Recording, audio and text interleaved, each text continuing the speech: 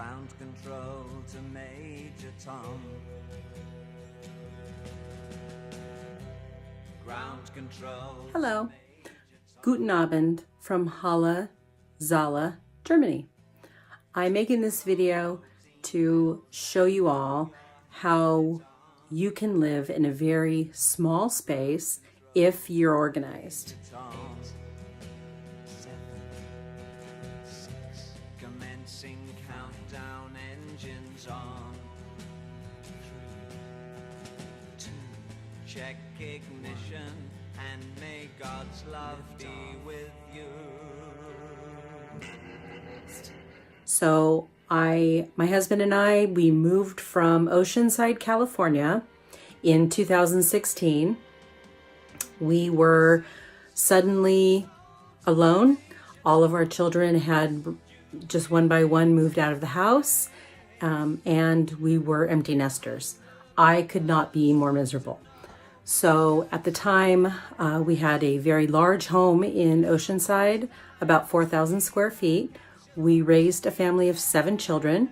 We are a blended family. When the last child moved out, June of 2016, and I was a wreck. I basically cried myself to sleep, just not ready, not prepared to be that kind of a mom.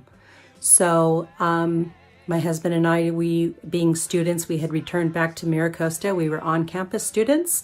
We decided that we were going to make a change, do something totally different. We had taken 2 years of German language, and we thought, you know what, let's go and have an adventure in Germany. The kids are gone, why not?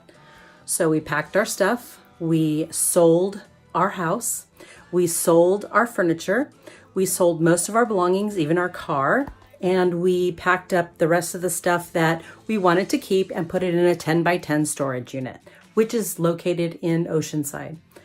So off we went to Germany.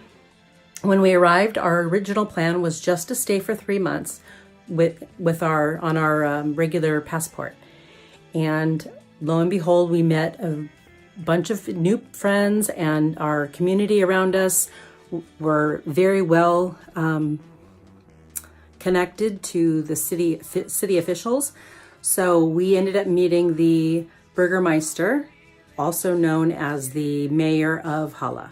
He arranged for us to get an appointment at the Ausländer Bureau, the immigration office, and we were able to get a 4-year visa. So with that, we decided to stay. The home that we rented was it was through Airbnb, and we had booked it for 3 months.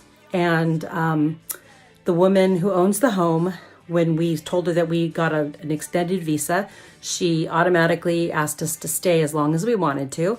So we decided to stay. Well, the house that we moved into is very small. We went from 4,000 square feet in the Oceanside to 400 square feet here in Halle. So this house...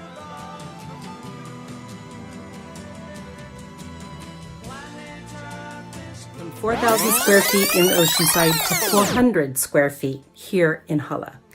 So this house is tiny. And we live very comfortably. We have a very nice life here, and it's very cozy, and I really like it.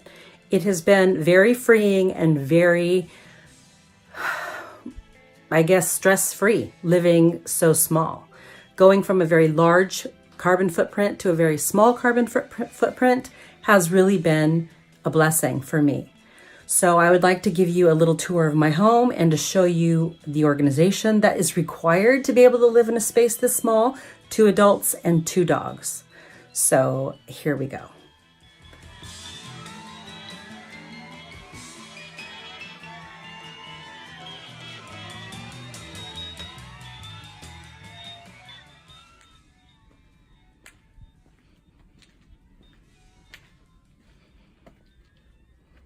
So here's the front of the house.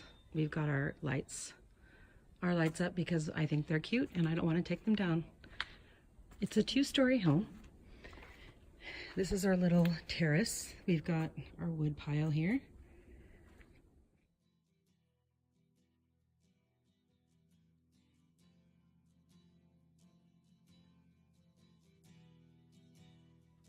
And Over here is our barbecue area. And a little space with our table and chairs, which are not put out yet because it is still winter. And there's a little peek into the house. Ground control to Major Tom. So here we go, back into the home.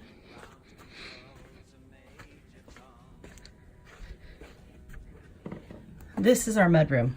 This is the messiest room in the house.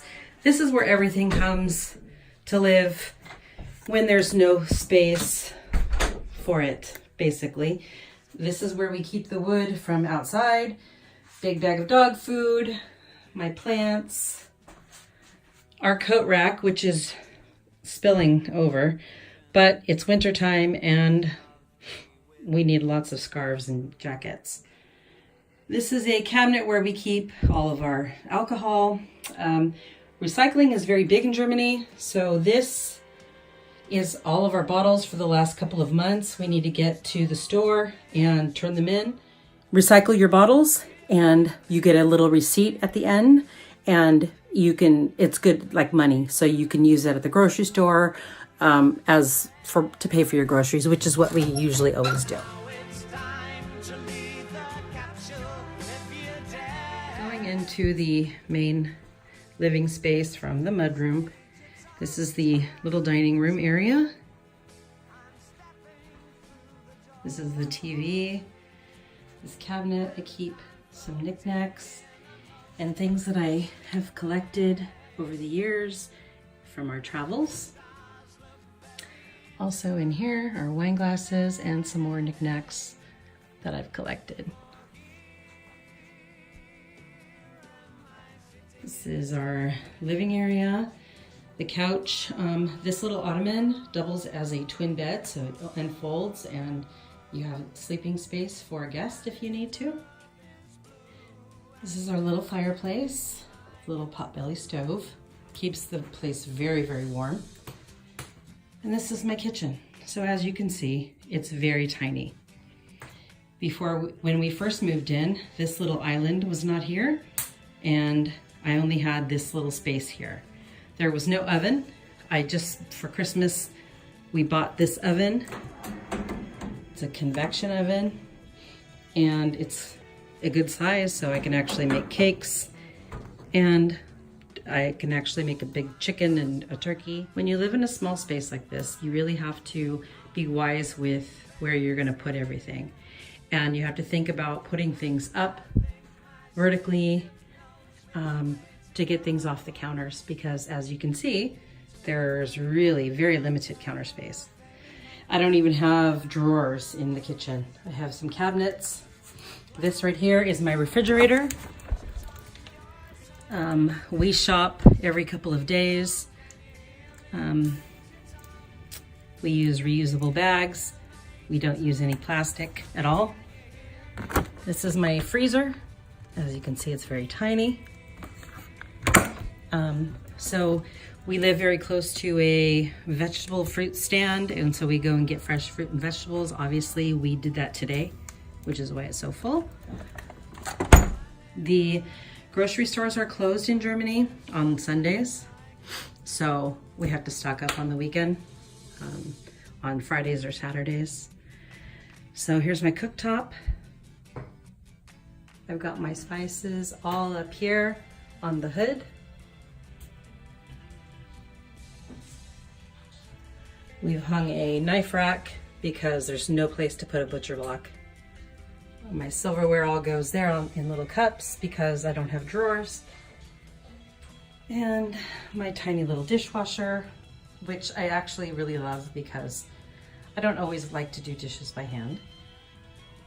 Here's our microwave, very small. This is a really perfect space for it because there's really no headspace here to do any kind of work. So I can tell you though that I've hit my head about 100 times on this thing, this low space. I don't do it anymore because I'm used to it, but here's where I keep like the potatoes and onions and things like that because there's really no other space for it. And some additional workspace here. So if you're creative and you're organized and you keep your space clean, you can actually cook gourmet meals in that kitchen. I've made Thanksgiving dinners, I've made Christmas dinners, I've had dinner parties for 5-6 people. My husband recently had about 10 people here and they did a barbecue and he cooked in the kitchen. Don't ask me how they all sat around, but they all fit somehow. So if you just keep yourself organized and you clean as you go, you can make even the tiniest spaces work for you. Ground control's a major tom. So like I mentioned earlier, having a very large family of 7 children and 2 adults, we really had to live a very big life, and we did. We had giant cars, vans, excursions. We had a huge home. We had a 6-bedroom house. So you really, when you have a family that size, you have to accommodate your family and live a lifestyle that's very large. But now, as it's just my husband and I, we can now live a smaller life and really be more efficient. And I'm really enjoying this time in our life where we are living efficiently. We have very little waste. We recycle. We, like I said, shop regularly so that we don't have a lot of waste. We're shopping. We really ask ourselves, do we really need this? Do we really want this? Because we have limited space and we really can't have a lot of things. So this has really meant that we live a more frugal life. So it's been great on all accounts. I highly recommend living in another country if you can, if you ever have an opportunity to do it. It's wonderful to learn a new culture and to learn a new way of life. In living in Southern California, you really have to have a car to get around. There's really not public transportation. Here, I ride the electric tram to and from work every day. I commute by public transportation. I don't have a car. So this is the first time in my entire life since the age of 16 that I've not owned a car. Again, I'm living just a very small and simple life, and it is very freeing. So with that, I thank you for listening, and I hope that this has inspired you to maybe make some small changes in your life to live a little bit more efficiently, or even to move to another country.